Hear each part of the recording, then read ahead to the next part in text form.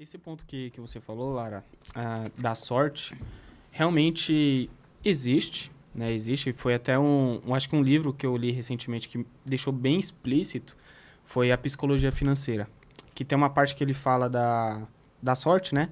E ele especifica a vida do Bill Gates. Uhum. Aí ele fala assim, o Bill Gates, ele teve sua parcela de sorte, porque na infância dele, ele foi estudar na única escola que tinha um computador em todo, enfim, da parte dos Estados Unidos ali que ele morava. E ele aproveitou essa sorte. Então, ele teve contato com, enfim, aquela tecnologia, estudou, se desenvolveu, até que no futuro, né, criou lá a Microsoft. E quando a gente olha isso para a nossa vida, às vezes a gente passa por um momento de sorte e não identifica. Uhum. E às vezes a gente fala, não, foi 100% meu. Claro que tem a parcela, como o Vinícius mencionou, da gente estar preparado, mas tem que vir um encontro relacionado a uma sorte. E aí, do outro lado, ele fala exclusivamente do azar. E ele fala que o azar também existe. Porque nesse exemplo do Bill Gates, ele tinha um melhor amigo, não vou recordar o nome agora, que era mais inteligente do que ele em questão de computador e tudo mais. Só que ele teve o azar, porque ele foi escalar uma montanha na época e morreu. E a chance de morrer justamente lá na época era tipo 1 em 30 milhões, alguma coisa assim.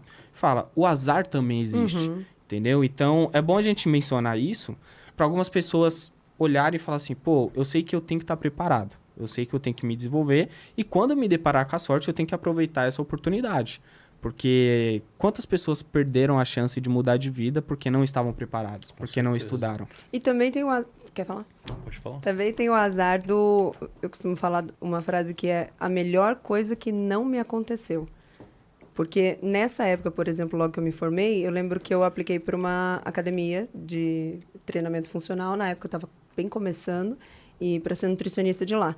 E aí era um salário de 2,5 e eu falo, na época, né, sei lá, 2,5 seria 3, alguma coisinha hoje, numa cidade do interior. Eu lembro que eu falei, caramba, eu vou financiar meu apartamento. Era uma coisa O custo muito... de vida era baixo? Naquela época, 10 pau em Rio Preto era muita grana. Muita grana. Você estava muito bem. Você viajava. Era o rei da cidade. É, estava Ele e bem, rainha estava da bem. cidade. Eu não conhecia ninguém que ganhava isso. Entendeu? Entendi. E aí eu apliquei para lá e tal, fui, fiz a entrevista e tal, e não fui selecionada. Eles pegaram uma outra menina, fiquei entre ela, ficou entre mim e ela e tal. E aí, tá. E eu fiquei tristona, fiquei muito triste, nossa, que arrasada. Falei, caramba, eu fiz a faculdade pensando em esportiva, eu ia encaixar tão bem ali, eu queria tanto e tal, e fiquei mal. E aí fiquei mal, mas durou pouco também, porque a gente levanta. Mas aí, tudo que aconteceu depois, eu só pensei, se eu tivesse conseguido aquela vaga, eu estava enrolada. Porque eu nunca teria feito tudo o que eu fiz depois.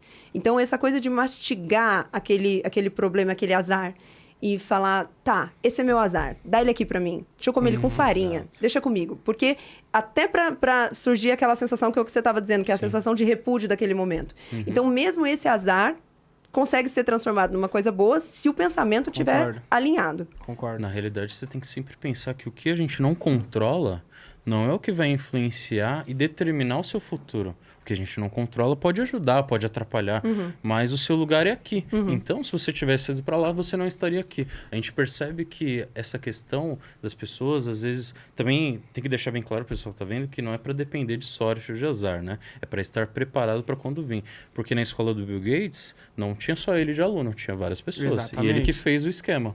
Porque na KPMG, quando a gente era auditor, ou na nossa quebrada, não tinha só a gente que acessou um livro, que fez faculdade, muitas pessoas, e a gente que está aqui. Então, essa é a importância de entender que se tiver uma adversidade, como você disse, usa ela e come com farinha, amassa, resolva. Eu acredito que os momentos mais difíceis são o que, de fato, a gente mais evolui.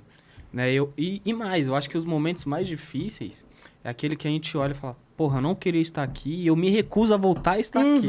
Eu nunca mais quero viver isso. Essa frase já saiu da minha boca muitas vezes. Eu lembro que a gente falava, eu nunca mais vou andar de busão. Eu ia falar isso agora. Eu nunca mais vou andar de busão, nunca mais, mano. O ônibus lotado, Nossa. chuva, de social, Tchau. indo pro banco, tinha Sapato que fazer abrindo. a barba. Pô, não dá, mano. Nunca mais vou ficar... E graças a Deus... Graças a Deus. Rolou. E o nosso esforço rolou. Porque se a gente se conformar e estabilizar aquilo, beleza, você vai morrer daquele jeito. Ou você é inconformado e muda, ou esquece. Não tem como a gente querer resultados diferentes ou querer viver a vida que o outro está vivendo se a gente está fazendo um básico, o mínimo. Exatamente.